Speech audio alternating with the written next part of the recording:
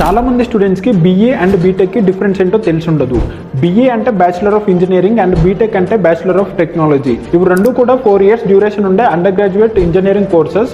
కానీ డిఫరెన్స్ ఏంటంటే BA అనేది థియరీ బేస్డ్ కోర్స్, అంటే కాన్సెప్ట్ మీద ప్రిన్సిపల్స్ మీద ఎక్కువగా కాన్సన్ట్రేట్ చేస్తారు. బీటెక్ అనేది ప్రాక్టికల్ ఓరియంటెడ్ కోర్స్, అంటే సబ్జెక్ట్ ని రియల్ లైఫ్ లో ఎలా అప్లై చేయాలో నేర్పిస్తారు. ఇంకా మన ఇండియాలో AICTE అండ్ UGC ఇవి రెండు కూడా BA అండ్ బీటెక్ ని ఒకే విధంగా ట్రీట్ చేస్తాయి.